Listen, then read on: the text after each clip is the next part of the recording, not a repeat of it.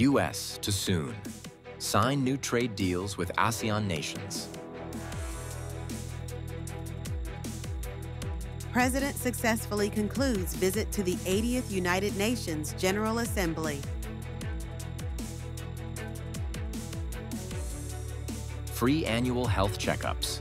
A compassionate policy for the nation's future. Hello, it's me again, Hoàng Yến, and so good to see you again in today's news.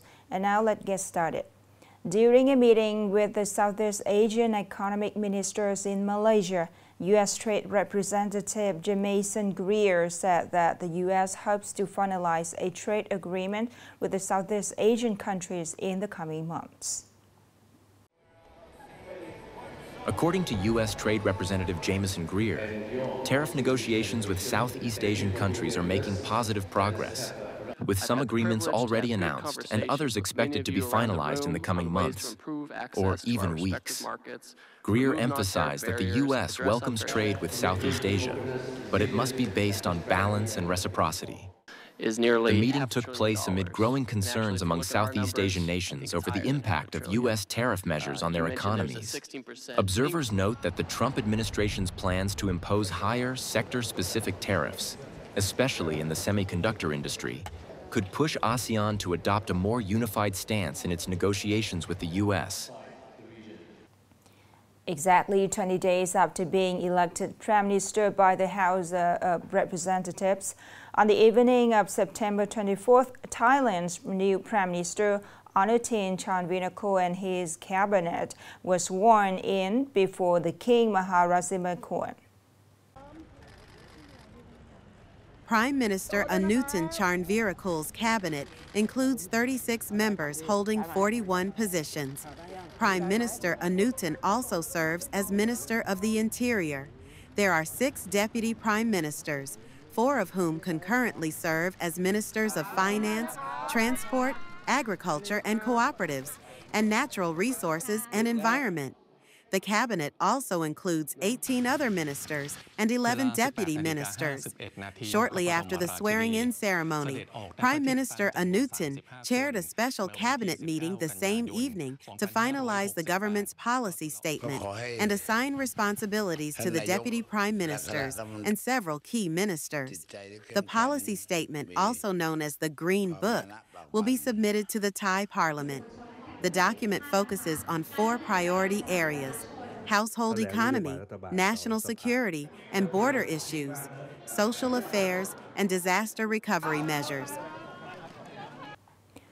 On the afternoon of September 24th local time, President Luong Khương and his spouse, along with the high-level Vietnamese delegation, just departed New York City, successfully concluding their trip to attend the general debate of the 80th session of the United Nations General Assembly, combined with bilateral activities in the U.S. from September 21st to 24th.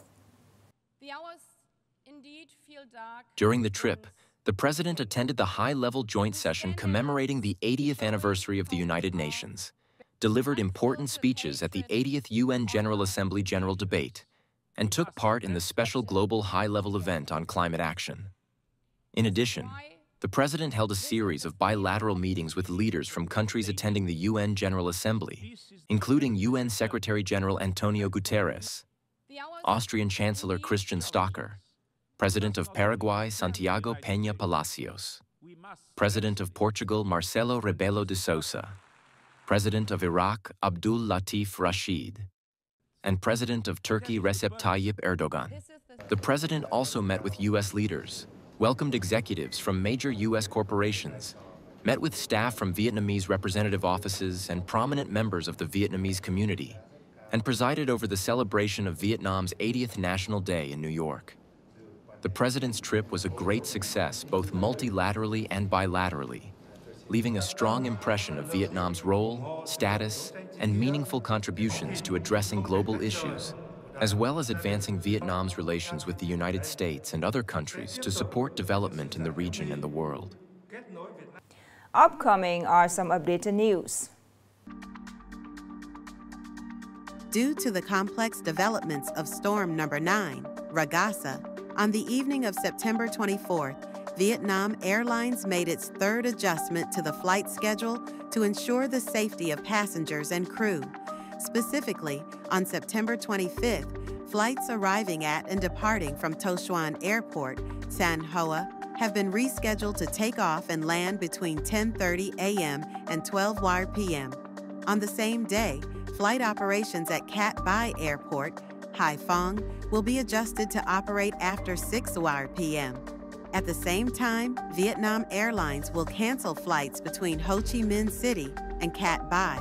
Additionally, flights between Da Nang and Cat B will also have schedule changes. On September 24th in Ho Chi Minh City, the Vietnam-UK Economic Cooperation Enhancement Conference was held under the theme, Promoting Sustainable Growth Through Export Credit Mechanisms, Bilateral Trade, and Infrastructure Development. The event brought together many leaders, experts, and business communities from both countries. A highlight of the conference was the participation of the UK Export Finance, UKEF, and Standard Chartered Bank, two key organizations that play an important role in providing long-term financing to businesses. Notably, Sean Burnage, UKEF's regional director, announced a readiness to mobilize over $5 billion, around 6.3 billion USD, for projects in Vietnam, with disbursements available in multiple currencies, including the Vietnamese dong. During the conference, concrete proposals on export credit, bilateral trade, and infrastructure development showcased the shared determination of both sides to build a strong and sustainable partnership for the future. Nghệ An is increasingly establishing itself as an attractive destination for international investors. So far, the province has attracted 64 Chinese FDI projects with a total investment of over 4 billion USD, accounting for 70% of FDI capital in economic zones and industrial parks. This information was shared during a meeting between the provincial delegation and the Vietnamese embassy in China on the morning of September 21st.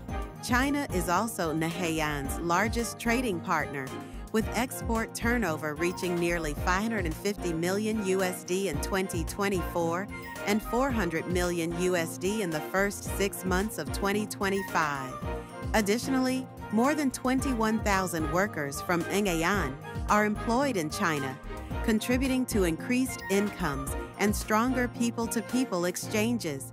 The meeting also opened up new cooperation directions in high-tech investment, renewable energy, education, and training.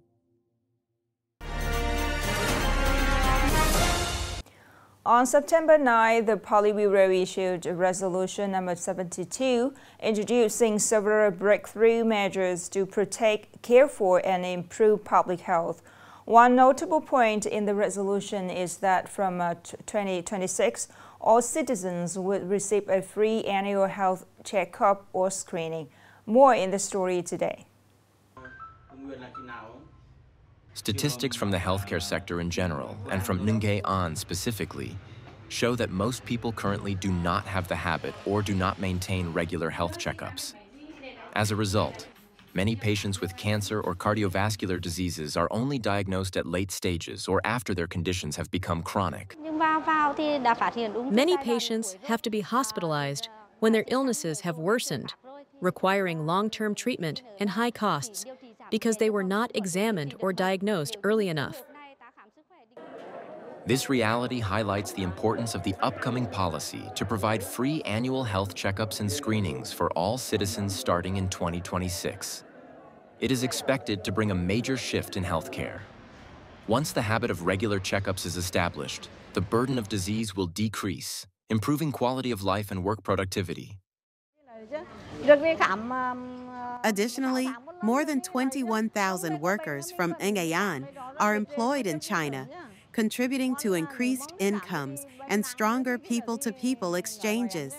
The meeting also opened up new cooperation directions in high-tech investment, renewable energy, education, and training. To effectively implement Resolution 72, besides preparing healthcare personnel and facilities, It's important for every citizen to raise awareness about disease prevention and be willing to participate in regular health screenings. This is the key for Vietnam to achieve sustainable development and improve the overall health and well-being of people. Now it's the end of the show today. Thank you so much for your attention. Goodbye for now.